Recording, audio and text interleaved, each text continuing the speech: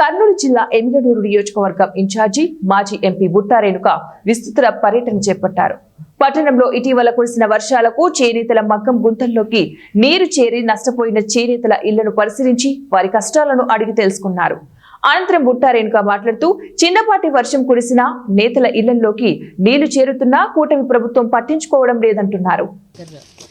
రావడం జరిగింది. ఇక్కడ చాలామంది వీవర్స్ ఉన్నారు. ఈ వీవర్స్కి వర్షాకాలంలో ప్రతి సంవత్సరం కూడా వీళ్ళకి చాలా ఇబ్బందులు ఉంటాయి.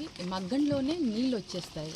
ఇలా నీళ్ళు వచ్చినప్పుడు వాళ్ళకి చాలా టెక్నికల్గా కూడా వాళ్ళకి చాలా ఇబ్బందులు వచ్చి మగ్గం సరిగ్గా వేసుకోలేరు. ఆ పీరియడ్ అంతా కూడా వాళ్ళకి ఉపాధి ఉండదు. వాళ్ళకి చాలా ఇబ్బందుల్లో ఉన్నారు. వాళ్ళ కష్టాలు అసలు ఏంటి అని తెలుసుకుందామని ఈరోజు వార్డ్ విజిట్కి రావడం జరిగింది. ప్రతి ఒక్కరితో మాట్లాడుతుంటే వాళ్ళు చెప్తుంటే నిజంగా చాలా బాధ అనిపిస్తుంది. వైఎస్ఆర్ గవర్నమెంట్లో వైఎస్ జగన్మోహన్ రెడ్డి అన్న సీఎంగా ఉన్నప్పుడు లేదు. ఈ వర్షాకాలంలో పాపం వాళ్ళకి ఈ మగ్గం నేసుకోవడం కూడా చాలా ఇబ్బందిగా ఉండి వాళ్ళకి పూట గడవడం కూడా చాలా కష్టమైన పరిస్థితుల్లో ఉన్నారు. ఇందాక ఒక మహిళని అడిగి సరిపోదు.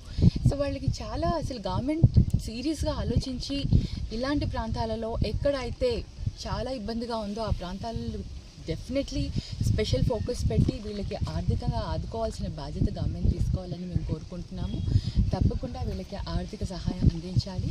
మేము ప్రతి సంవత్సరం కూడా ఏదో ఒక పంట పైన ఒకసారి టమాటో కానివ్వండి, ఒకసారి ఉల్లి కానివ్వండి, ఇంకొకసారి వేరే ఏదైనా పంట, ఈ విధంగా రైతులు ఒక సంవత్సరం ఏదో ఒక పంటకి నష్టపోతూనే ఉన్నారు.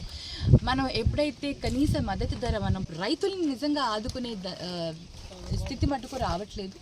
గవర్నమెంట్ తప్పకుండా గవర్నమెంట్ ఎంఎస్పీ అనేది ఇంప్లిమెంట్ చేయాలి. ఏ పంట అయినా సరే, ఏ క్రాప్ అయినా సరే, పంట ధర వాళ్ళకి మార్కెట్లో రానప్పుడు వాటిని గవర్నమెంట్ కొని వాళ్ళకి ఆ మినిమం కనీస మద్దతు ధర ఇచ్చి వాళ్ళని ఆదుకోవాల్సిన బాధ్యత ప్రభుత్వం తీసుకోవాలి. ఎందుకంటే రైతు రాజు అంటాం. రైతు చూస్తే తినడానికి కూడా లేని పరిస్థితుల్లో రైతులు ఉన్నారు ఈరోజు. బట్ నిజంగా గ్రౌండ్ లెవెల్కి వచ్చి చూడండి.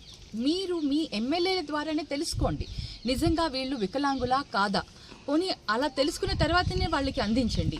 ఎందుకంటే ఇప్పుడు చాలామందిని చూశాను, వికలాంగులు